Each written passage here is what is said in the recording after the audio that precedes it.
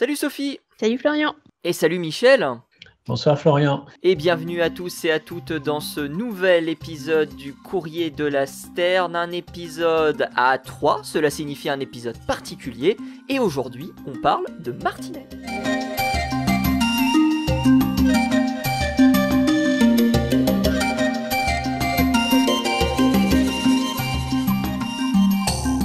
Comment ça va Sophie ? Eh ben très très bien, en plus on va parler d'un oiseau qui me plaît beaucoup, alors c'est vrai. toutes En les plus on a raisons plein en d'être Afrique ensemble du ce soir. Sud des martinets. Il y en a quelques-uns, quelques hirondelles aussi, il y a un peu de tout.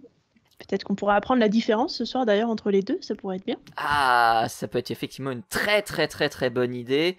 Et on est rejoint par un spécialiste des martinets, Michel Toussaint, bonjour. Oui, bonjour à tous les deux. Bonjour Florian, bonjour Sophie. Président de l'association SOS Martinet qui se trouve à Blois, près de Tours. À Amboise, précisément. À Amboise, pourquoi Amboise. j'ai dit Blois ? Non, c'est Amboise, loin. Évidemment. Association donc qui a été créée il y a 7 ans, c'est ça ? Exactement. C'est une association qui a été créée il y a 7 ans, donc à Amboise.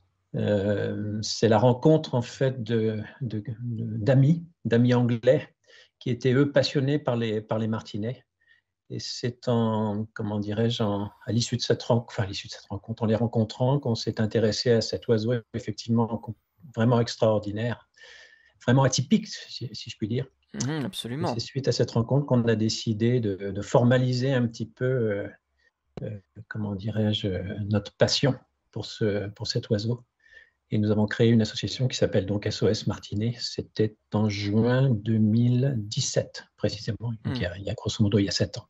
En quoi consiste cette association ? Vous faites de la prévention ? Vous faites de l'information ? Vous faites pourquoi pas du suivi scientifique ? Quel est le but de cette association ? Alors nous, on s'est rendu compte que le martinet, alors comme le disait Sophie d'ailleurs, était très très souvent confondu avec les hirondelles. Et on s'est rendu compte également que c'était un oiseau qui était vraiment très très peu connu. Et le fait, que nous soyons à Amboise, est qu'il y a une très très grosse colonie de martinets à Amboise. Et d'ailleurs, ils arrivent en ce moment. On va commencer à les voir tourner autour des maisons dans, je pense, d'ici une semaine, 10 jours. On enregistre fin avril pour information. Oui. Et donc l'idée, c'était vraiment de faire connaître cet oiseau et de sensibiliser non seulement les particuliers, mais également les pouvoirs publics. Enfin, je pense surtout à la mairie, qui comme les particuliers d'ailleurs, hein, comme je le disais, confondaient, en tout cas à l'époque, puisque nous sommes en contact avec eux régulièrement, confondaient donc les martinets et les hirondelles. Et c'est à l'occasion du 7e congrès international, 7e série de conférences internationales sur le martinet, qui a lieu à Trieste en Italie. Ce sera du 29 au 31 mai, qu'on a l'occasion de se réunir tous les trois. En quoi consiste cette conférence ? On y reviendra parce qu'il y a pas mal de sujets que j'ai envie aussi d'aborder à travers ce cycle de conférences-là. Mais à ma connaissance, c'est quelque chose d'assez inédit. Il y a peut-être, pour d'autres oiseaux, peut-être Sophie, d'autres congrès qui sont organisés spécifiquement sur une espèce. Moi, personnellement, c'est la première fois que je vois ça. Alors, je n'ai jamais participé à cette réunion, je n'ai jamais fait le voyage. Mes amis anglais, eux, l'ont déjà fait une fois, et d'ailleurs, ils y retournent cette année. Les sujets de discussion sont variés. Bien entendu, ils concernent principalement les oiseaux. Et en particulier les martinets. Maintenant, quel temps est passé, sur le sujet des martinets et des autres oiseaux? Là, je n'ai pas l'information. Sophie, peut-être que tu veux compléter ? Non, moi je ne suis pas allée à celui-là. Il y a d'autres congrès ornithologiques de par le monde, évidemment. Mais cibler sur une espèce en particulier, généralement, c'est plusieurs espèces à la fois. Hein. Ça va être tout un écosystème, ou ça va être... oui. Ou ça va être celle que je vais faire bientôt, ça va être toutes les espèces en voie de disparition, par exemple. Bref, c'est assez général, généralement. On n'a pas des trucs par espèce, surtout quand c'est plusieurs jours. Ça fait beaucoup. Alors, je mens un peu parce que on parlait d'espèces. Les premières conférences internationales sur le martinet étaient uniquement sur le martinet noir. Elles avaient lieu à Berlin, je crois, puis ensuite ça a été étendu à toutes les espèces de martinets au fur et à mesure du temps. Tiens, on va faire un petit compte des martinets. 112 espèces de martinets existantes dans le monde aujourd'hui, regroupées en 19 genres. Et justement, parler d'hirondelles, c'est quoi les principales différences entre martinet et hirondelle? Alors, le martinet est un oiseau, comme je disais, vraiment, vraiment particulier dans le fait qu'il ne se pose jamais, sauf pour se reproduire. Le jeune martinet qui quitte le nid de ses parents, c'est le cas de le dire, va voler pendant environ 3 ans. Il y a comment dirais-je, pas des tests, disons, mais ils ont été surveillés, si je puis dire. Il y a eu des études, disons, qui ont été faites avec des balises qui ont été posées sur certains martinets. Et ils se sont rendus compte qu'effectivement, un jeune martinet allait voler pendant 3 ans avant de décider donc de se reproduire. À partir du moment où il va se reproduire, il va chercher un endroit où nicher. Et c'est là le gros problème que nous rencontrons aujourd'hui, c'est-à-dire que beaucoup de gens, depuis un petit peu plus de 50 ans maintenant, ça remonte à peu près à la crise pétrolière, beaucoup de gens isolent leur toiture. Et le martinet, comment dirais-je, niche sous des toitures, donc en ville, hein, en Amboise, dans le centre-ville d'Amboise principalement, disons. Et à partir du moment où les travaux d'isolation sont faits, les accès donc, sous les toits sont bouchés, et donc les martinets se retrouvent sans endroit où nicher. Et c'est une de nos missions, disons, de faire prendre conscience non seulement aux particuliers qui réalisent ces travaux d'isolation, mais également, comment dirais-je, au pouvoir public, à la mairie, à la communauté de communes. On est en contact très, très régulier avec la mairie d'Amboise, même la mairie de Tours également. Et nous, comment dirais-je, nous faisons tout ce que nous pouvons. Enfin, nous sommes, comment dirais-je, mobilisés pour faire prendre compte, enfin pour faire prendre conscience en fait, pardon, aux professionnels, bien entendu, à ceux qui vont réaliser ces travaux d'isolation, qu'avant de faire quoi que ce soit, il est important de relever les différents endroits, s'il y en a, bien entendu, différents endroits où se trouvent des nids de martinets. Et il est clair que si un nid de martinet, comment dirais-je, est repéré sous une toiture, l'idée c'est OK de boucher, si je puis dire, l'accès, mais de remplacer en fait cette ouverture par un nichoir. Et il existe des tas de modèles de nichoirs qui permettent donc de remplacer ces ouvertures et donc de permettre aux martinets de continuer à, comment dirais-je, à se reproduire, enfin à nicher donc, et à se reproduire. Et il faut savoir que le martinet revient toujours au même endroit. Le martinet, il ne va pas arriver demain à Blois alors qu'il est né à Amboise, on va dire. Donc il revient toujours au même endroit. Et du coup, ça ressemble à quoi ces nids de martinets artificiels qu'on peut installer pendant les travaux? Parce que j'avais vu des histoires de briques percées, il me semble. Ça ressemble à des briques percées, ouais, absolument. Absolument, Sophie. Ouais. Il y a plusieurs modèles. Hein. On peut faire vraiment des tas de choses, des choses qui sont quasiment invisibles. On a posé effectivement des briques percées, hein, donc des briques creuses en fait, avec un tout petit orifice qui permet au martinet donc de rentrer dans son nichoir, disons. Il en a été posé à l'école des infirmières d'Amboise, à la maison des jeunes, à la maison aussi des jeunes travailleurs, sur la mairie également. Il faut presque prendre des jumelles pour se rendre compte qu'il y a un petit trou qui fait quoi? Qui fait 3 cm on va dire 4 cm de diamètre. Et qui est amplement suffisant, disons, pour le martinet pour rentrer, disons, dans son nichoir.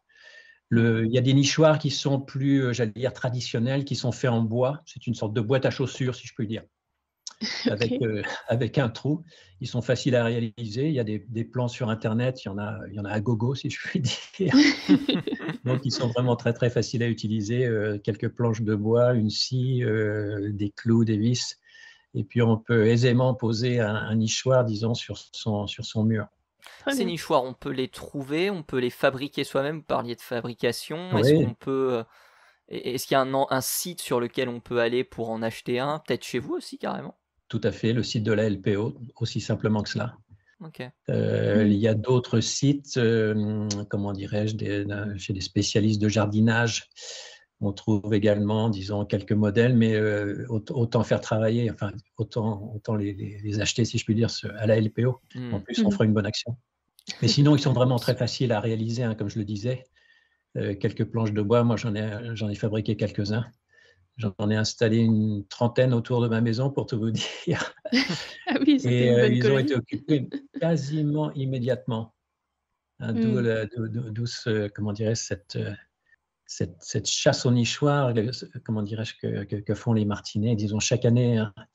Et on a ce qu'on appelle des effleureurs, hein, c'est-à-dire qu'il y a des martinets qui vont essayer, pensant que les nichoirs qu'ils trouvent sont vides, vont essayer de les occuper, mais malheureusement, ils vont être expulsés assez rapidement, si je puis dire, par les locataires. On va y revenir à ces effleureurs. Mais on parle de construction de briques, on parle de nichoirs dans des briques, mais il faut savoir que c'est pas l'habitat naturel des martinets. L'habitat naturel des martinets, il est très très différent. Le martinet, c'est un petit peu comme les hirondelles. Hein. Les hirondelles, on les trouvait dans des étables, dans des écuries, on les trouvait sous les toits des fermes. On les trouvait également en haut, sous les toits d'immeubles. Hein, si vous regardez, même des maisons en ville, hein, on en trouve encore beaucoup, même s'ils ont tendance à disparaître. Et même si c'est assez terrible, mais bon, il y a encore des gens qui ne comprennent pas que ce sont des espèces, disons, en danger de disparition, et donc des gens qui les suppriment. Je connais encore quelqu'un là avec qui on s'est bagarré parce que cette dame voulait refaire la façade de sa maison, et il y avait un nid d'hirondelles qu'elle a cassé purement et simplement. Et ça, il y avait également un nid de martinet. D'une certaine amende quand même, non? Effectivement, la loi est assez claire. Il y a quand même pas mal de centaines d'euros d'amende en cas de destruction d'un nid de martinet ou d'hirondelle ou de toute espèce protégée d'ailleurs. Absolument. La loi est assez claire, mais malheureusement, elle est rarement appliquée sensu stricto. On demande, d'ailleurs, on en fait part quand on repère, si je puis dire, un nid de martinet qui a été bouché ou un nid d'hirondelle qui a été cassé, disons. On le signale à la LPO, mais bon, la LPO, malheureusement, en tout cas pour l'instant, je veux dire, hein, je ne veux surtout pas leur tirer dessus, je ne veux pas tirer sur l'ambulance, mais bon, comment dirais-je, le fait qu'il y a une amende, c'est pas, comment dirais-je, la menace, entre guillemets, bien entendu, n'est pas, non seulement n'est pas utilisée, mais quasiment pas appliquée, ça c'est sûr. Ils ont peut-être d'autres chats à fouetter, sans mauvais jeu de mots. Je pense, oui, je pense. Et puis, ça reste un sujet, quand je dis oui, relativement récent, disons, c'est vraiment sur les 10 dernières années qu'on a commencé à prendre conscience de la disparition dramatique, si je puis dire, de ces animaux, mais surtout les martinets, puisque les hirondelles, bon, elles peuvent se poser. Alors ça, c'est une différence avec les martinets. Comme je le disais, les martinets restent en vol pendant 3 ans avant de se poser pour nicher. Donc, ils vont manger en vol, ils vont boire en vol, hein, ils vont faire du rasmode sur un plan d'eau. Ils vont s'accoupler en vol, ils vont dormir en vol, hein, ce sont des microsecondes, c'est-à-dire qu'ils vont monter très très haut dans le ciel, et puis ensuite ils vont planer, puis avec des microsecondes, si je puis dire, ils vont dormir. Et j'imagine que l'ensemble de ces microsecondes fait que le martinet a la possibilité donc de se reposer. Et une des différences également avec les hirondelles, c'est que le martinet est un peu plus... C'est une grosse hirondelle en fait. Un martinet ne fait pas tout à fait 2 fois la taille d'une hirondelle, mais presque. Et les martinets, on les voit voler, disons, très très haut dans le ciel, alors que les hirondelles sont plutôt volent plus bas. Hein. Elles vont chasser des insectes plutôt à la surface des cours d'eau, par exemple, des mares, des rivières. Cela dit, je crois que les effleureurs chassent des insectes en plus basse altitude, si mes souvenirs sont bons. Parce que moi, des fois, j'en vois passer à quand même très basse altitude, genre 4-5 mètres de hauteur. Bah, tout dépend de ce qu'ils trouvent, en fait. Hein. Et c'est assez étonnant parce qu'il nous arrive, enfin moi ça m'est arrivé de voir dans le ciel tout à coup un nuage de 200 martinets qui chassent, alors un nuage d'insectes, et c'est assez spectaculaire. Et donc on les voit crier, on les voit voler au-dessus de nos têtes pendant tout l'été, quoi. ce que ne font pas les hirondelles. Les hirondelles, on ne les entend pas, disons. Enfin, on ne les entend pas comme on entend les martinets. Ils ont vraiment un cri un peu strident, les martinets. On sait qu'ils sont là. Ouais, effectivement. Pas discret. Pas très discret, oui, effectivement. Est-ce qu'on a des explications sur ce vol, on va dire unique, sur le fait que ces oiseaux ne se posent jamais? Qu'est-ce qui, peut-être musculairement, squelettiquement, fait que ces oiseaux passent leur temps en vol? Effectivement, Florian, quand on regarde un martinet, il a des pattes qui sont, on dirait qu'ils sont un peu atrophiées. C'est-à-dire qu'avec ses pattes, le martinet ne peut pas se poser, vous savez, comme un moineau, comme une hirondelle, comme n'importe quel oiseau. Donc à partir du moment où il ne peut pas se poser, il ne peut pas s'envoler. Ou alors le seul moyen de s'envoler, c'est s'il tombe sur une surface plane, et c'est en agitant les ailes qu'il va éventuellement réussir à s'envoler. Mais sinon, il n'a pas ces pattes que tous les autres oiseaux ont, qui font, comment dirais-je, qu'ils actionnent un petit peu comme un ressort, qui leur permettent donc de décoller. Et c'est vraiment une particularité qu'on trouve sur nul autre oiseau. Et c'est la raison également pour laquelle, en règle générale, oui, comme je le disais, on les trouve, enfin, ils nichent sous les toitures qui sont assez élevées, disons, par rapport au sol. Et quand on les voit sortir des nichoirs, on les voit, ils vont tomber sur 4-5 mètres pour prendre leur envol. D'accord. Vous voyez ce que je veux dire? Oui, ça a besoin d'un petit peu d'élan parce que. Exactement, tout aussi simplement que ça, effectivement. Petit besoin d'élan. Sophie, est-ce que toi, tu as des martinets qui sont différents de ceux qu'on voit en France? On parle surtout du martinet noir, il n'y a pas que lui, il y a aussi le martinet à ventre pâle, par exemple. Alors, il y a pas mal d'espèces en Afrique du Sud, mais il faut savoir que les espèces de martinets sont des espèces migratrices généralement. Donc, on va retrouver en Afrique du Sud certaines espèces que vous retrouvez en Europe aussi. Donc, normalement, le noir arrive en Afrique du Sud aussi, et puis quelques autres.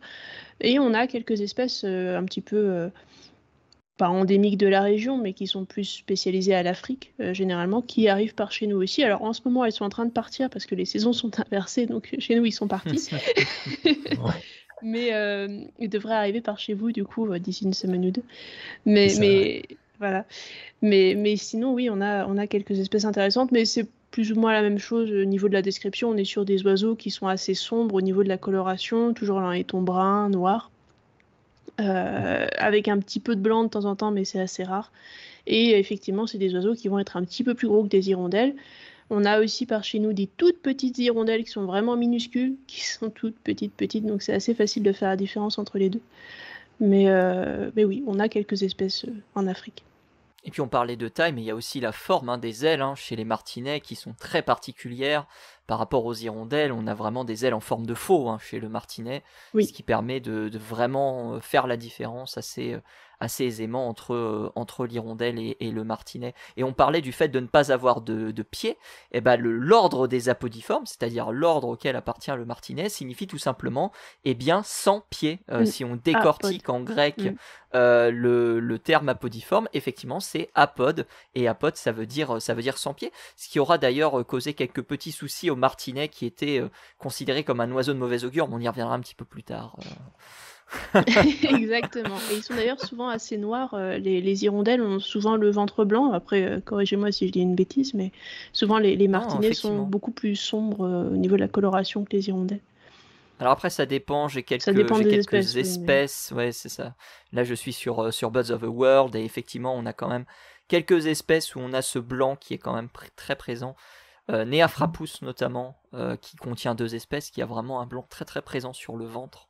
D'accord. Donc, et on parlait d'espèces migratrices, ce sont des oiseaux qu'on retrouve absolument partout, sur tous les continents, excepté à l'extrême sud et à l'extrême nord de l'Amérique.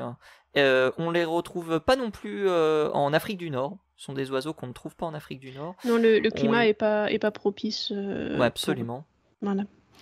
Il y a la Sibérie aussi, tout ce qui est nord de la Sibérie, en même et temps, l'Himalaya, bien évidemment. Et détail amusant, sur le site Birds of the World, l'Australie, où ces oiseaux sont présents, mais ne sont pas nicheurs. D'accord, ok. Ils sont uniquement présents.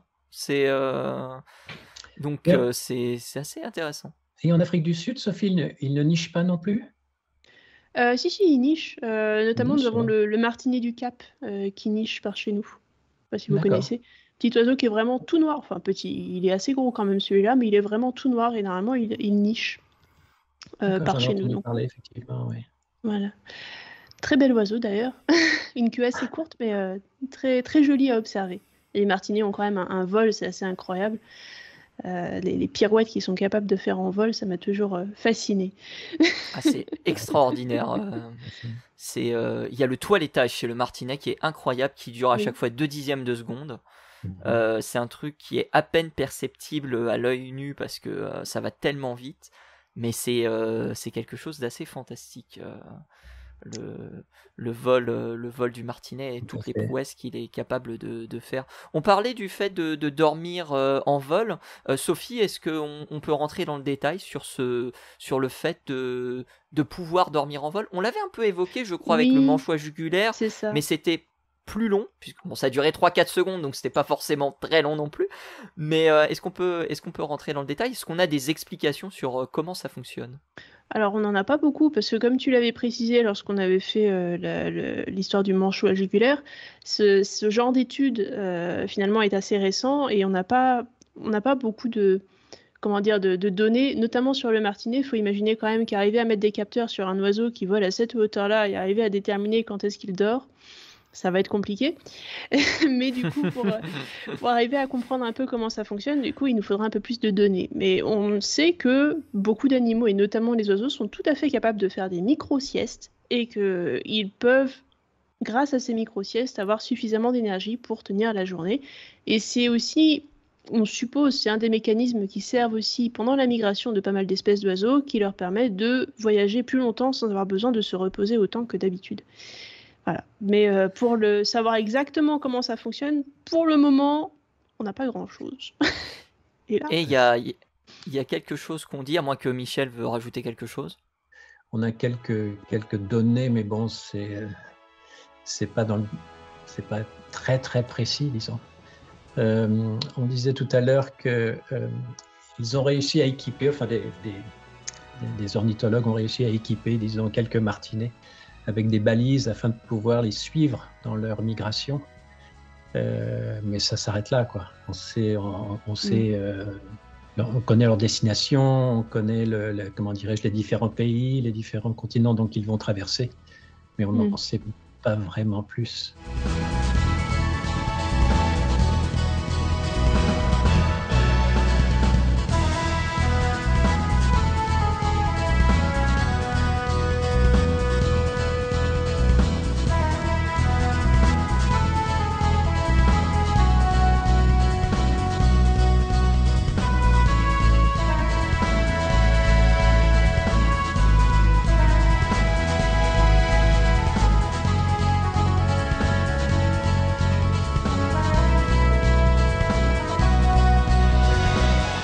C'est assez intéressant parce que on sait que le martinet est une espèce en voie de disparition. Pourtant, quand on regarde les statuts de conservation, pareil toujours sur Birds of the World, on n'a absolument aucun oiseau qui est classé de en danger à éteint. La grande majorité, 66%, sont en préoccupation mineure et seulement 6,2% des oiseaux sont vulnérables. Cependant, 21,4% des données sont inconnues pour les oiseaux. Oui, c'est un peu le problème, c'est que ces classements-là sont faits sur plusieurs choses. Déjà, la taille de la population générale d'oiseaux, qui va vous donner une idée de combien est-ce qu'on a d'animaux qui restent dans la nature. Et puis aussi, on va avoir une donnée sur l'aire de répartition de l'animal, savoir à quel point elle est étendue ou si l'animal est endémique d'un seul pays, par exemple. Dans ce cas-là, ce sera intéressant d'essayer de le protéger sur son aire de répartition, évidemment. Pour le martinet, c'est un petit peu plus compliqué, vu qu'on a des aires de répartition qui sont énormes et que notamment cet animal migre, donc on ne sait pas exactement comment gérer la chose au niveau des paramètres de ce genre de la red list, donc la liste rouge des espèces en voie de disparition. C'est un peu plus compliqué du coup de faire les calculs. Et puis derrière, on n'a pas non plus de données toujours très au point sur toutes les espèces de martinets dans le monde. D'où les 20% et quelques qui manquent, parce qu'il faut avoir des gens qui soient capables de reconnaître les martinets et qui puissent vous dire, OK, il y a eu des martinets, il y a eu tel nombre d'individus à tel endroit, à tel moment, et ça permet après de faire des calculs sur le nombre général d'individus dans la population. Mais si vous n'avez pas des gens qui sont spécialistes et qui sont capables de repérer ces oiseaux-là, du coup, c'est un peu compliqué. Et comme on l'a dit, les martinets ressemblent beaucoup aux hirondelles, et du coup, c'est un peu compliqué. Et les ornithologues n'ont pas forcément toujours le temps d'aller sur le terrain tout le temps pour essayer de compter les oiseaux, malheureusement. Si on additionne les informations inconnues et les données déficientes, on arrive à un oiseau sur 4 au niveau des martinets. Ça m'étonne pas trop, hélas. Alors, je sais qu'il y a des points d'observation. Il y en a un à côté de Narbonne. Je me souviens m'y être rendu d'ailleurs. Il y avait quelques personnes de la LPO qui procédaient à des comptages. Alors évidemment, c'est un petit peu aléatoire, disons. Et il faut avoir, comme disait Sophie, effectivement l'œil bien exercé pour s'assurer qu'on compte bien les bons oiseaux. Donc les comptages, effectivement, il y a des comptages qui sont faits, mais bon, encore une fois, c'est pas très très précis malheureusement. Comment on les fait ces comptages d'ailleurs? On compte le nombre d'oiseaux qu'il y a dans le ciel. C'est hyper compliqué parce qu'autant on a un oiseau qui se pose dans le jardin ou des oiseaux qui se posent dans le jardin, on sait à peu près combien d'oiseaux on peut avoir. Là, pour les martinets, c'est beaucoup plus compliqué, non? Ce qui se passe, c'est qu'ils vont prendre des photos et puis définir un petit peu, suivant la densité, si je puis dire, d'oiseaux qu'ils vont observer, un nombre un nombre d'oiseaux. Et puis sur la base donc de ces observations, ils vont définir un nombre d'oiseaux, mais c'est vraiment très très aléatoire. Quand il y a une nuée de martinets, est-ce qu'il y en a 100, 200, 150, 300? C'est vraiment très, très, très difficile de le savoir précisément, à chaque fois, bien entendu. Et puis il y a les oiseaux dans les nids aussi qu'on doit aussi prendre en considération. Bien sûr, bien sûr. Oui, il y a ça aussi, le nombre d'oiseaux qui reviennent. Il y a beaucoup d'amateurs, si je puis dire, qui ont posé des nichoirs autour de la maison et qui ont installé des caméras.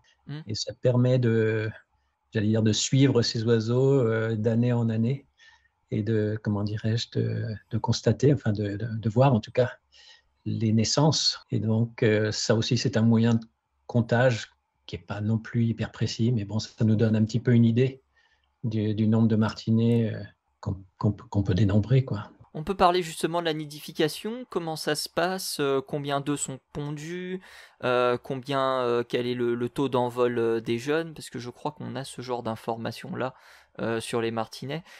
C'est peut-être vos données que j'avais eues à l'occasion il y a quelques années lorsque j'avais fait une conférence sur les martinets. On m'avait donné d'un jeu de données sur des martinets sur une maison. C'est peut-être les tiennes. Qui sait? Qui sait? En règle générale, il y a 2 œufs. En règle générale, il y a 2 naissances par nid. Alors, il va y en avoir une, il va y en avoir 3, mais en moyenne, sur la base des informations dont je dispose, ce sont 2 naissances par couple. Et le martinet, le jeune martinet va s'envoler à partir du moment où il va peser, je crois que je vais dire une bêtise, je crois que c'est 60 grammes. Enfin, disons, il y a un poids particulier et le martinet va s'exercer, va se muscler, si je puis dire, les ailes avant de s'envoler. Et on les entend, disons, quand ils font ces exercices de gymnastique, si je puis dire, on les entend un petit peu cogner leurs ailes contre les parois des nichoirs. Ça, c'est aussi un moment un petit peu palpitant, si je puis dire, dans la saison. Ils s'apprêtent à s'envoler, en tout cas. Parce qu'ils n'ont pas le droit à l'erreur. S'ils tombent au sol, ils partent. C'est un peu terminé. Complètement. Et on en retrouve, malheureusement. On en retrouve dans les jardins, on en retrouve dans les rues également. Alors oui, on peut en parler un petit peu. On est souvent sollicité, nous, en tant qu'association, pour recueillir ces oiseaux et les porter, soit vers un centre de soins, soit vers un vétérinaire. Les vétérinaires sont tenus de recueillir tous les animaux sauvages. Et on a la chance, dans Touraine, d'avoir deux centres de soins. Il y en a un qui se situe à peu près au nord-ouest de Tours, qui s'appelle Sauve-qui-Plume, Donc, ce sont des gens qui vont recueillir des écureuils, des hérissons, mais également des martinets, toutes sortes d'oiseaux, toutes sortes de rongeurs également. Et on a un deuxième centre de soins qui a ouvert l'année dernière. Et ça, c'est vraiment quelque chose, comment dirais-je, à souligner. C'est un centre de soins qui a été créé par le Zoo de Beauval. Ils ont créé une association. Oui. Exactement, oui. Et ce centre de soins est vraiment très, très, très bien équipé. Ils ont une salle de radio, ils ont un bloc opératoire avec, je crois que c'est 3 ou 4 tables d'opération. Je les ai visités il y a 3 semaines maintenant. Ils ont des cases également, comment dirais-je, pour la remise en forme quand les animaux vont être en convalescence, si je puis dire, pendant quelques jours, voire quelques semaines. Et ils ont vraiment une équipe formidable avec des vétérinaires et des soigneurs. Ils sont ouverts, je crois que c'est tous les jours, me semble-t-il, 7 jours sur 7, alors avec des permanences, bien entendu. Et ce qui est intéressant également, c'est que, alors ils sont situés à Saint-Aignan-sur-Cher. Saint-Aignan-sur-Cher, c'est à une bonne heure de Tours, mais ils ont des rapatrieurs. Ils ont une équipe de rapatrieurs. Donc, on les appelle, on appelle le centre de soins donc à Saint-Aignan-sur-Cher. Ils nous donnent le numéro de téléphone d'un rapatrieur qui se situe en règle générale à proximité d'où on habite. Nous, ça nous est arrivé, pas plus tard que l'année dernière, d'appeler donc un rapatrieur. 10 minutes plus tard, il était à la maison. On lui a donné le martinet en détresse et puis il l'a emmené au centre de soins. Et c'est une information très importante que tu donnes là, parce que on a beau être une association spécialisée sur les martinets, on ne fait pas n'importe quoi lorsque on a un jeune qui a besoin de soins. Il faut l'emmener à des spécialistes, c'est extrêmement important. Tout à fait. Tout à fait. Et ils vont nous dire comment s'y prendre, comment dirais-je, le mettre dans une boîte, par exemple, si c'est un oiseau ou même un rongeur. Hein, ça peut être un serpent, ça peut être une grenouille, ça peut être un chevreuil également. Ça peut être une taupe, un blaireau, ça peut être beaucoup de choses. Enfin, tous les animaux sauvages, en tout cas. Donc ça, c'est vraiment exceptionnel. Hein. Je crois que c'est le premier centre de soins aussi bien équipé que je connaisse, en tout cas en France. Fantastique. Et après, du coup, on multiplie les mêmes messages, Sophie, sauf que cette fois-ci, pour le martinet, s'il tombe au sol, ça sert à rien de le remettre sur une branche, quoi. Ça va être compliqué pour lui de s'envoler. Alors, oui, Sophie, j'allais dire, si on trouve un martinet, par exemple, dans son jardin ou dans la rue, il n'est pas forcément en détresse. Il s'est peut-être, je ne sais pas, cogné sur une branche d'arbre. Enfin, il est tombé, mais il n'est pas forcément blessé. Et donc, il suffit de le mettre dans la paume de sa main, de le lever à peu près à 1,50 m du sol, et il va s'envoler tout seul. S'il n'est pas en détresse, bien entendu. S'il ne s'envole pas tout seul, c'est qu'il est blessé. Et il faut appeler le centre de soins. Et je voulais justement revenir sur ce point, parce que beaucoup de gens lancent le martinet en vol. Il ne faut surtout pas faire ça. Ne faites surtout pas ça. Pourquoi il ne faut pas le faire ? Parce qu'il est peut-être justement en détresse, parce que peut-être qu'il est blessé, et si on le jette, il risque de volter, si je puis dire, peut-être pendant 5 mètres, 10 mètres, et aller se cogner contre un mur. Je veux dire, donc c'est pas la peine d'aggraver le cas de l'animal. Donc s'il ne s'envole pas de lui-même, c'est qu'il est blessé. Donc il faut absolument, à partir de ce moment-là, faire appel aux spécialistes. Surtout ne lancez pas le martinet. Et en fait, ne lancez aucun oiseau, finalement, Sophie.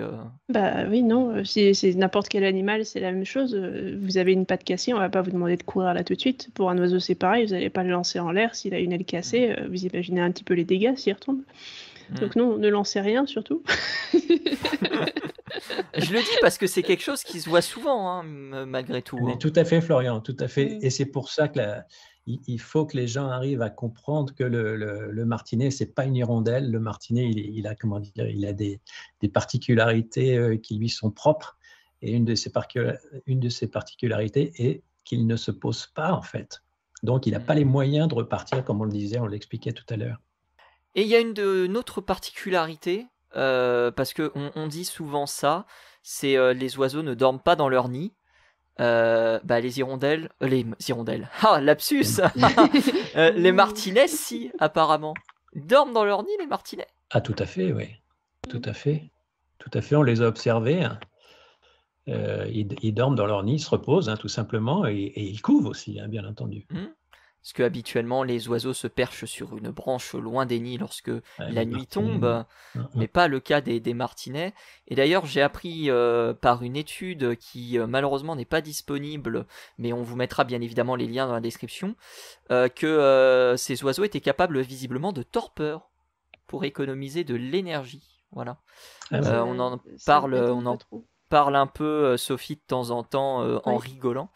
Eh bien, sur 16 673 observations qui a été réalisées dans cette étude, 423 événements de baisse substantielle de la température moyenne du nid a été remarqué aux alentours de 8,6 degrés. Et on a aussi une température qui est prise sur le martinet qui, elle aussi, était une température qui était en diminution. Je ne sais plus de quelle température. Il me semble que ça doit être 23 ou 24 degrés, quelque chose comme ça. Oui, ben c'est pas très étonnant parce que je ne sais pas si tu le savais, mais le groupe frère des apodiformes, donc les apodiformes, c'est ce qui contient notamment les martinets, et ben, c'est ce qu'on appelle les caprimulgiformes, qui sont notamment les engoulevents. Et les engoulevents, c'est un des oiseaux qui sont aussi capables de torpeur. Et oui, on en parle un peu avec l'engoulevent de Nuttall. Alors, torpeur, hibernation, les scientifiques ne sont pas d'accord. On va dire torpeur pour être plus... On va dire torpeur, et des fois, c'est de la très très grosse torpeur. Voilà. Dans le cas des engoulevents, ça peut être très très très profond. Effectivement. Mais voilà, c'est une information que j'ai trouvée parmi les études qui étaient... que j'ai balayé sur internet. Il y a pas mal de conférences qui vont avoir lieu du coup en ce mois de mai, et il y a une conférence qui était pour moi assez intéressante.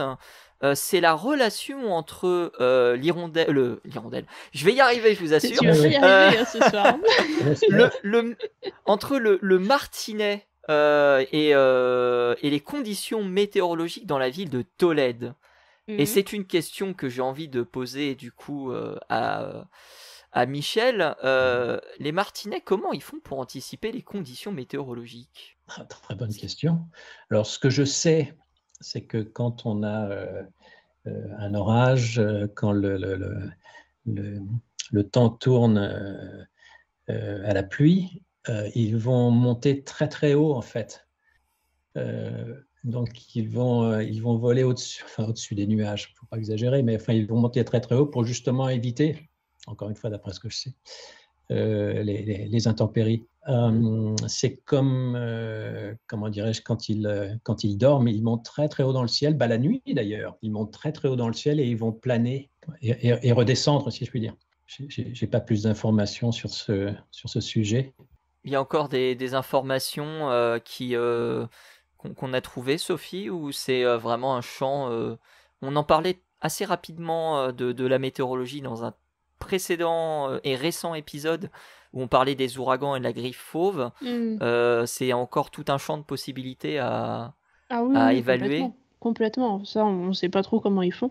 On a des pistes. On se dit que peut-être qu'il y a des choses qu'on ne sait pas encore. Il y a des sens, notamment chez les oiseaux, qui nous sidèrent toujours un petit peu parce que lors des migrations, ils sont capables parfois de changer de route pour arriver à éviter des énormes ouragans ou des choses qui auraient facilement pu leur être fatales. Mais à côté de ça, on a des oiseaux qui se font quand même prendre par ces ouragans, donc on ne sait pas exactement comment ça fonctionne, ce genre de choses. On ne sait pas quels sens sont utilisés pour les prévenir de l'arrivée des intempéries, mais on sait en tout cas que certains oiseaux sont tout à fait capables d'éviter les intempéries, ou du moins de les prédire. Alors on ne sait pas si c'est parce qu'ils ont certains récepteurs à certaines choses qui vont se modifier, je sais pas, l'humidité dans l'air, que ce soit ce genre de choses peut-être qui changent. On n'en sait rien pour l'instant. C'est encore un champ d'expertise à ouvrir, mais on espère qu'il y aura des publications sur le sujet bientôt, peut-être. Mais c'est vrai, quand on a du mauvais temps, quand il y a de la tempête, il n'y a plus un martinet dans le ciel. Et on ne va pas les voir pendant 1 jour, 2 jours, 3 jours, et puis tout à coup, il y a rayon de soleil qui revient et les martinets reviennent. En fait, j'imagine qu'ils, comment dirais-je, qu'ils sont à la poursuite de nuages d'insectes, enfin de nourriture. Et donc, il est clair que quand il y a de la tempête, la nourriture, enfin les insectes, disparaissent temporairement, bien sûr. Mais oui. Donc, j'imagine que les martinets suivent en fait la nourriture, les insectes qu'ils chassent. Oui, c'est une bonne hypothèse. On parlait dans cet épisode justement concernant la griffe fauve d'infrasons que les oiseaux pourraient peut-être entendre, les infrasons, ce qui leur permettrait de prédire les orages localisés. Là pour le coup on parle d'orages localisés, pas vraiment d'ouragans. La France n'est pas vraiment soumise à des ouragans, en tout cas je prends la France en tant qu'exemple, et lorsqu'il y a des violentes tempêtes, généralement celles-ci ont lieu en hiver, donc lorsque les martinets ne sont plus là. Donc voilà, on peut peut-être estimer effectivement que ces oiseaux entendent des infrasons, peut-être des déplacements d'insectes. Les hirondelles généralement poursuivent les insectes, et lorsque les hirondelles volent bas, c'est parce que les insectes volent bas, et c'est un signe généralement de mauvais temps.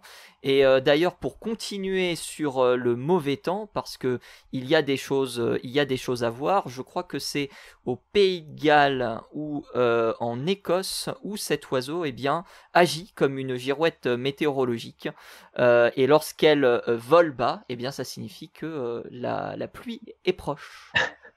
Voilà.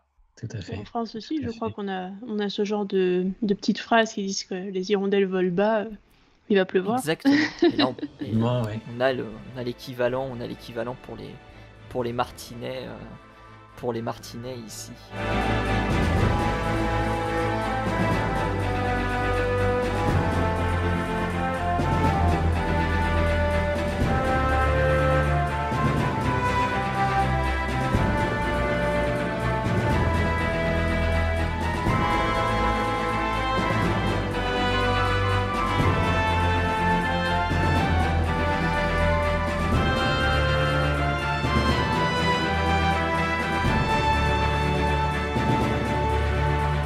On parlait d'Écosse et de Pays de Galles. C'est plus au Pays de Galles que cette information est vraie. Le Royaume-Uni, c'est quand même une sacrée terre pour les martinets et pour l'étude des martinets. Je ne sais pas, Sophie, si tu te souviens de ce qu'on avait dit par rapport aux mésanges. Oui. Au suivi des mésanges, qui était absolument extraordinaire. Il y avait des trucs absolument fantastiques. Et bien, il faut savoir qu'il y a des études fantastiques. Et puis, il faut savoir que depuis mai 1947, on est à Oxford. Il y a un journal qui est tenu. Et ce journal tient les informations du nombre de martinets qui ont été trouvés et du nombre de naissances qu'il y a eu. Et ce, donc, comme je l'ai dit, depuis 1947. On a quelques résultats qui sont assez intéressants. Sur les dernières années, on peut signaler par exemple que en 2022, on n'a pas encore les chiffres de 2023, on est à 83 oisillons qui sont nés. Dans les précédentes années, donc lorsque les comptages ont commencé, le comptage a commencé aux alentours de 1963 en réalité, puisque les données remontent à 1963, on avait 36,7 naissances par année. Et puis on a eu des évolutions comme ça dans le temps qui se sont faits, 70 entre 1973 et 82, 100 carrément entre 83 et 92, c'est à peu près la même chose entre 93 et 2002, et sur cette dernière décennie, on a des chiffres très très très différents, parce que en 2013 on avait 24 oisillons, en 2012 c'était encore pire, c'était 14 oisillons. D'ailleurs il note comme information qu'on avait un temps météorologique catastrophique, et que c'était le mois de juin le plus pluvieux jamais enregistré, et on est remonté, comme je l'ai dit, aujourd'hui aux alentours entre 70 et 80 oisillons. Donc on a un maintien de cette information. qui est opéré à Oxford. Et il y a un livre d'ailleurs qui a été écrit qui s'appelle The Swift in the Tower, je crois qu'il date de 1950 ou 1955, en tout cas dans ces eaux-là, et qui parle justement du martinet. Donc c'est vraiment un oiseau très très important pour les Anglais, Michel. Tout à fait, on a pas mal de contacts. Justement, 2 des fondateurs de SOS Martinet sont anglais et ils ont de nombreux contacts avec des associations en Angleterre, dont à Oxford d'ailleurs. Et les Anglais sont vraiment complètement acquis à la cause des martinets. On a énormément d'informations sur des nichoirs, sur des informations, j'allais dire, techniques, sur comment justement construire des nichoirs, les placer, comment dirais-je, et puis des comptages également qui sont réalisés là-bas. Il y a même des petits films qui sont faits, c'est des petits films, j'allais dire, pédagogiques, qui sont communiqués aux écoles. Des petits livrets également, il y a beaucoup de choses, des posters, enfin, les Anglais sont vraiment très très forts, si je puis dire. On sait qu'ils sont très très forts dans le suivi des oiseaux, ils sont très très forts dans avoir des oiseaux chez eux. On sait qu'il y a énormément de gens qui nourrissent des oiseaux en Angleterre aussi notamment, et l'ornithologie c'est un passe-temps et un hobby qui est très très apprécié de la population anglophone de par le monde d'ailleurs, pas seulement en Angleterre, jusqu'en Australie. Et c'est vrai qu'ils sont notoriamente connus pour être passionnés d'oiseaux là-bas, donc ça ne m'étonne pas qu'ils soient passionnés de martinets en même temps. Oui, tout à fait. Il y a aussi les Belges. On a des contacts avec des associations en Belgique et eux aussi sont passionnés. Les Suisses également, les Allemands aussi sont vraiment passionnés. On a reçu des photos dernièrement de chalets en Suisse avec une centaine de nichoirs sur la façade. Et ce qui est étonnant, c'est que les nichoirs, bien entendu, sont les uns à côté des autres. Et d'après ce que nous savons, disons, les martinets ne se trompent pas de lieu d'habitation, si je puis dire. Ils retrouvent leur nichoir, disons, chaque année. C'est incroyable. C'est vraiment étonnant. Ouais. C'est vraiment étonnant. On a ça aussi chez les hirondelles, même si des fois elles font un vol, elles se trompent de nichoir, elles redescendent et finalement elles trouvent le bon nichoir. Je me suis toujours posé la question de savoir comment c'était possible. Ça, je sais pas si on a une explication à ça. Ils doivent être équipés d'un GPS, je pense. Ça doit être... On se demande si ça n'aurait pas à voir aussi avec l'odorat, parce que... C'est ce qui me semblait, ouais. Oui. Mais quand même, faire combien de milliers de kilomètres depuis l'Afrique du Sud, revenir à Amboise, et précisément rue Rabelais, au numéro 11, enfin bon. Alors d'après ce qu'on avait compris, pour la migration, ils se basaient aussi pas mal sur les landmarks, donc du coup sur des choses qui se voient dans le paysage, et ils s'orientent en fonction de ça pas mal. Il y avait 1 ou 2 études sur le sujet qui étaient, alors pas sur ces oiseaux-là en particulier, mais sur d'autres oiseaux migrateurs qui étaient intéressantes. Ils se basaient aussi sur le paysage lui-même, et notamment sur les villes et sur les lumières des villes la nuit aussi. Absolument. Voilà, qui leur servent à se repérer. Autant ça peut être problématique effectivement les lumières de la ville, autant pour les migrateurs maintenant, les espèces migratrices, eh bien des fois ce sont de véritables repères qui permettent de naviguer de bonnes mesures, et aussi d'une certaine manière de trouver un lieu sûr pour être soit sur la bonne route, soit se reposer en se disant tiens, à proximité de cette ville on a un lieu sûr, on va pouvoir se reposer en attendant de repartir en migration. Exactement, ça fait partie du paysage. Très importante, absolument. Souvent à l'automne, on voit des colonies de cigognes, de sternes, de cormorans qui suivent la Loire, pendant combien de temps, mais sûrement jusqu'à l'embouchure avant de virer à gauche, si je puis dire, et de descendre vers le sud. Ah oui, c'est sûr qu'un fleuve ou une rivière, ça doit être quelque chose de facile à repérer de haut aussi, ça c'est clair. Tout à fait. Et d'ailleurs, on a quelques soucis d'ailleurs avec ça, et je pense aux éoliennes qui ont été installées dans la vallée du Rhône notamment, et pour les oiseaux qui volent un petit peu plus bas, c'est vrai qu'on peut se dire que ça devient un petit peu dangereux, ces grandes pales qui, surtout la nuit, ne sont pas forcément bien visibles. Peuvent facilement attraper les oiseaux qui sont en migration. Donc Absolument. On a aussi quelques problèmes à cause de ça. Bien que, Sophie, parce que je suis en train d'étudier la question, aucune grue cendrée n'a été retrouvée décédée à proximité d'une éolienne en France. Je pense que et même en Europe. Mais est-ce qu'elles volent pas à une certaine altitude, elles? Parce que normalement, les grues cendrées, ça vole plus haut. Absolument. Ce qui m'inquiète plus, c'est plus pour les populations de petits oiseaux, que ce soit des petits passereaux, ce genre de choses, qui, eux, par contre, volent un petit peu plus bas et risquent de se prendre dans ce genre de choses. Mais c'est vrai que les grues et ces grands migrateurs, ça doit être un petit peu plus haut en altitude quand même. Oui. Sophie, est-ce que vous avez des données sur justement le nombre d'oiseaux qui périssent à cause des ailes des éoliennes? Alors, je ne voudrais pas dire de bêtises, et là, j'en ai plus sous la main. Il faudrait que je retrouve ça.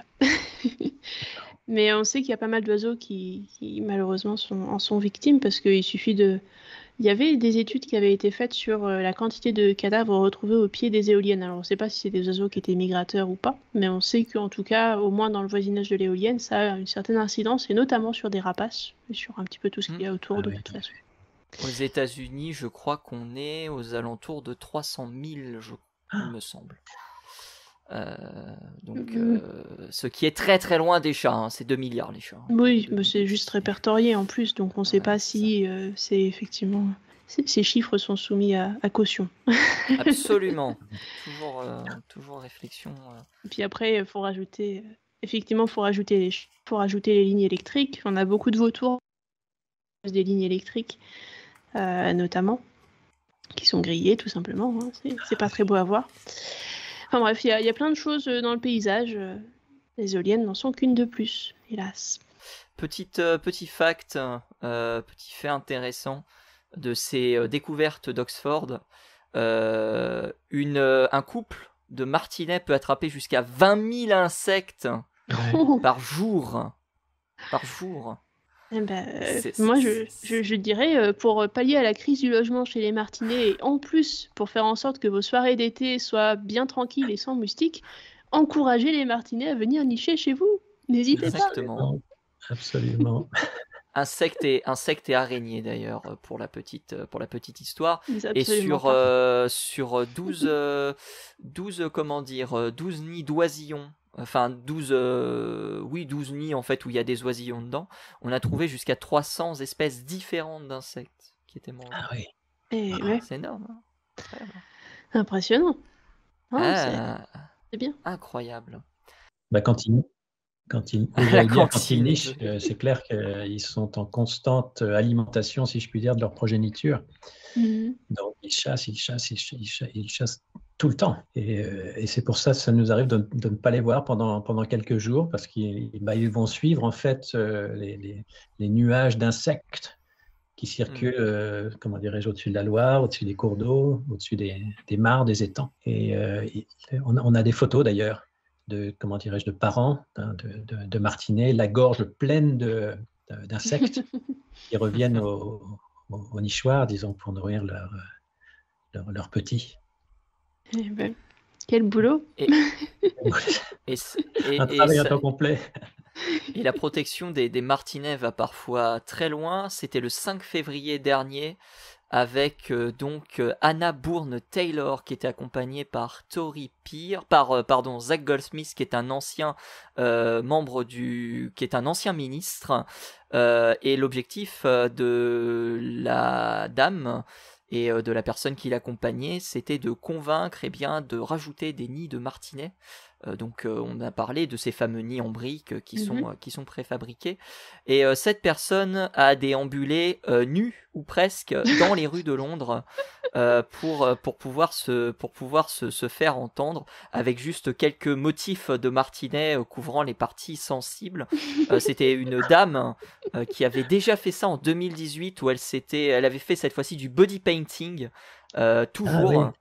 Concernant les martinets, parce qu'il faut savoir qu'il y a apparemment environ 45 000 couples restants en Grande-Bretagne, et que la population décline très rapidement selon le British Trust of Ornithology. Mmh. Voilà.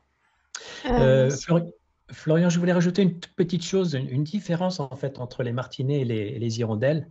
Et une des raisons pour lesquelles les gens, comment dirais-je, ne sont pas favorables pour, comment dirais-je, contribuer à la sauvegarde des martinets, c'est qu'ils pensent que les martinets sont des oiseaux sales, un petit peu comme le sont les hirondelles. Les hirondelles, vous avez un nid d'hirondelle, comment dirais-je, sur un mur. Au pied du mur, vous allez trouver de nombreuses déjections. Ce n'est pas le cas des martinets. Les martinets sont des oiseaux propres. Vous ne trouverez pas de déjections sur le trottoir, en bas de votre mur ou le mur d'un bâtiment public, enfin, peu importe, disons. Si c'est un nid de martinet. Ça, c'est une information importante qui fait que beaucoup de gens, ne sachant pas, n'ayant pas cette information, préfèrent ne pas poser de nichoir pour martinet. Il y avait aussi une autre petite chose que je souhaitais dire, disons, et c'est un de nos objectifs, c'est auprès quand je dis des pouvoirs publics, des mairies, en tout cas de la mairie d'Amboise, la mairie de Tours, entre autres, et puis les mairies voisinantes. Ça concerne les professionnels. Quelqu'un qui va vouloir faire des travaux d'isolation sur son toit, enfin sous son toit plutôt, ne va pas forcément regarder s'il y a des nids de martinets déjà présents. Et l'idée, ce serait, on se bat pour que dans la demande de permis de construire, il y ait un paragraphe qui stipule que le professionnel s'engage à faire le tour de la toiture, si je puis dire, pour constater si oui ou non il y a des nids de martinets, et s'il y a des nids de martinets, qu'il s'engage à les remplacer, soit par des nichoirs, et on en a parlé, il y a toute forme de nichoirs disponibles, hein, des briques creuses, mais des nichoirs en bois, tout simple, qu'on peut construire nous-mêmes. Et donc, ça, c'est une de nos batailles, disons, de faire en sorte que les mairies soient plus rigoureuses auprès des professionnels, les particuliers également, bien sûr, mais ce sont les professionnels qui, eux, vraiment auront la possibilité de changer cela, quoi. Mais on parle beaucoup, on parlait de la Suisse, on parlait du Royaume-Uni, qui sont des pays où on accueille le martinet à bras ouverts. Comment ça se fait qu'en France, ce ne soit pas le cas, malgré sa proximité avec l'hirondelle? Alors on parlait des salissures, mais est-ce qu'il y a d'autres choses qui font que... Est-ce que mythologiquement parlant, par exemple, on associait, comme on le verra d'ici quelques instants, le martinet à un oiseau du diable? Pas que je sache. Maintenant, il est clair que les Anglais, hein, comme le disait Sophie tout à l'heure, ce sont des gens qui sont bien, bien plus proches de la nature que nous le sommes. Maintenant, est-ce que c'est la désertification des campagnes qui fait qu'on est moins proche, disons, de la nature et donc des animaux? Ça doit sûrement y contribuer un petit peu. D'où l'ignorance, bien entendu, entre guillemets, des gens qui ne connaissent pas la différence entre les martinets et les hirondelles. Et je parle de moi. Moi, je me souviens quand je suis arrivé à Amboise, c'était dans les années 96. Hein, j'avais entendu dire qu'il y avait un oiseau qui s'appelait le martinet, mais je ne savais pas qu'il y avait des martinets à Amboise et je ne faisais pas la différence entre les martinets et les hirondelles. Donc, il y a vraiment, comment dirais-je, il faut passer de l'information. Et c'est effectivement en parlant, là en ce moment on est en train de faire une expo à la médiathèque d'Amboise. On va emmener cette expo dans une des écoles primaires d'Amboise, donc c'est par les gamins, par les jeunes qu'on va réussir à informer les parents. Enfin, c'est un canal, si je puis dire, d'information. Et puis on essaye d'être assez actif dans des expositions, lors de marchés, vous savez, des marchés de nuit ou des marches même, des marches à travers la ville. Parce que dans la ville, on a repéré depuis des années de nombreux endroits où il y a des nids de martinets et qui ne sont pas forcément sous les toits. Ça peut être un trou de boulin, vous voyez ce que je veux dire, hein, dans des tours, dans des murs anciens. Et on se rend compte que le martinet, dès qu'il y a possibilité de nicher quelque part, il va utiliser cet endroit. Ça peut être, oui, effectivement, dans un mur ou dans une fissure dans un mur également. On va trouver des martinets. Il y a beaucoup d'endroits à Amboise. D'ailleurs, on a même fait une carte et on y indique, disons, tous les endroits où on a répertorié des nids, tout à fait. Et on essaye avec l'Office du tourisme de mettre cette carte à disposition des touristes avec un petit parcours Mais bon, ce n'est pas des choses qui sont toujours faciles à mettre en place. On a un petit peu de soucis avec l'Office du tourisme, mais bon, on y arrivera. Alors on parlait de l'hirondelle en Europe, mais il y a un phénomène que j'avais vu il y a quelques années. C'était en Amérique du Nord et plus précisément à Portland, où on avait à l'école élémentaire de Chapman, le martinet de veau. Alors on vous mettra la vidéo dans la description, qui donc se réunissait en dortoir. Les martinets se réunissaient en dortoir et on avait plus de 2000 personnes qui assistaient aux hirondelles qui allaient dans la cheminée de cette école élémentaire. Voilà. Donc, petite information qu'on vous mettra. Wow. C'est assez impressionnant à voir. On vous mettra bien évidemment le lien dans la description. J'étais tombé là-dessus, j'étais en mode incroyable, extraordinaire de découvrir tout ça. Parce que oui, on parle de l'hirondelle européenne, mais comme on vous l'a dit, il y a plus de 110 espèces. Donc forcément, on a des espèces qui sont qui viennent aussi d'Amérique. On n'aura malheureusement pas le temps de tout évoquer. Je parlais d'oiseaux du diable. Dans certaines religions, on pensait que l'oiseau hibernait dans la boue. Voilà, parce qu'il n'avait pas de pattes et qu'il était les âmes hurlantes des morts. Partant pour l'enfer, rien que ça. Pas de pattes, à cause de pas de pattes Non, parce que les pattes n'étaient pas visibles et parce que les oiseaux devaient voler, en fait, en long, tout au long de... Ouais, il y a un délit de sale gueule, là, quand même, non? Ah bah, j'y peux rien, moi, le corbeau en sait quelque chose. Hélas. Corbeau en sait quelque chose. Cela dit, et c'est un truc intéressant, malheureusement j'ai pas pu trouver d'informations supplémentaires, il semblerait que depuis des siècles, les martinets nichent sur le mur des lamentations de Jérusalem. Ah, c'est possible. Ah oui, j'avais entendu parler de ça, il me semble. Effectivement, moi j'ai jamais vérifié l'information par contre. Donc si vous avez des informations concernant cette nidification des martinets, n'hésitez pas à nous la fournir. Voilà, c'était un petit point. Et puis le martinet pouvait porter malheur aux pêcheurs aussi. Voilà. Ah oui. Ou même aux fermiers. Et toujours considérés comme des suppôts de Satan, il était conseillé de les éliminer. Pauvre bête. Voilà. Donc voilà, et si on abattait ces oiseaux, eh bien l'oiseau se vengeait, et on raconte qu'un fermier du Hampshire, donc là on est au Royaume-Uni, qui a abattu 17 oiseaux, eh bien a vu mourir par la suite 17 de ses vaches. Oh. La mythologie dans toute sa splendeur. La mythologie dans toute sa splendeur. On parlait du vol des effleureurs. Combien de temps ça vit un martinet? Parce que je crois que ça vit 20 ans, c'est ça? Ça peut vivre une vingtaine d'années? Oui, une vingtaine d'années, effectivement. Et les affleureurs, donc, ce sont des martinets qui sont en recherche d'un endroit où nicher. Donc, ils vont affleurer les nichoirs qui sont déjà occupés, malheureusement, ou si un nichoir n'est pas occupé, il va l'occuper. Mais c'est ce qu'on appelle, enfin, sur la base des éléments dont je dispose, c'est ce qu'on appelle donc les affleureurs, donc des martinets qui sont en recherche, de nichoirs et qui essayent, bien entendu, de comment dirais-je, de nicher dans des nichoirs qui assez souvent sont déjà occupés. Donc c'est les affleureurs, c'est pas les effleureurs du coup. Ouais. Ah, intéressant. Intéressant, parce que moi on m'a toujours parlé d'effleureurs et non d'affleureurs. Donc je note cette information. Oui, je pense que c'est ça. Sophie.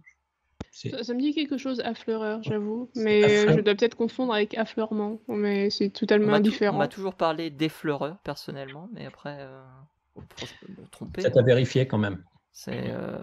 Et d'ailleurs, ce sont ces oiseaux qu'on voit généralement en vol et qui émettent ces petits cris lorsqu'ils passent à proximité des maisons notamment. Voilà. Tout à fait. Et on entend d'ailleurs les martinets qui eux sont dans les nichoirs crier justement pour faire fuir entre guillemets, bien entendu, ces fameux affleureurs. C'est territorial, c'est difficile de parler de territoire, mais ça peut mener jusqu'à la blessure ou la mort d'un des individus Je pense pas. Enfin, j'ai pas de. Ça me semble un petit peu. Généralement, les animaux, quand ils peuvent éviter la mort, ils vont juste. Ils s'en vont tout simplement. Hein. Ils vont pas. Ouais. Je crois savoir que chez les mésanges, il me semble qu'il y a. Des. Il y a les rouges-gorges qui sont très territoriaux. On peut avoir des. Chez quels autres oiseaux les mésanges, il me semble. Les mésanges. J'ai entendu dire que ça peut créer des bagarres assez spectaculaires. D'ailleurs, j'ai un ami qui a une caméra dans un nichoir de mésanges et il a assisté comme ça à une bagarre, mais terrible, entre deux femelles mésanges. Une qui nichait et puis l'autre qui voulait chasser comment dirais-je, la locataire. Alors, il est 8h12, il est 8h12 pour nous. Peut-être sera-t-il l'heure de manger pour vous. On va terminer ce podcast par parler des salanganes. Est-ce que ça vous dit quelque chose? Les salanganes, c'est les fameux nids d'hirondelles qui sont très prisés, notamment au Vietnam. Alors apparemment, ça viendrait de Chine, d'après ce que j'ai trouvé comme information, et ce serait apporté par la dynastie Ming. Et ensuite la dynastie Qing, et non pas à confondre avec Qing qui est bien plus précoce. Donc là on est aux alentours du XIVe siècle, et c'est à partir de ce moment-là que ces nids vont devenir très prisés dans les palais royaux, et maintenant on retrouve ça très présent à la table. Ce sont des... Alors d'après ce que j'ai compris, ces nids en fait des salanganes du coup qui sont proches des martinets, qui font la même partie de la même famille. Ces nids en fait, il y a la construction d'un nid, on fait fuir l'oiseau, donc on récupère le nid, l'oiseau construit un deuxième nid qui va cette fois-ci aboutir à la nicher, et une fois que l'oiseau est parti, on récupère le second nid.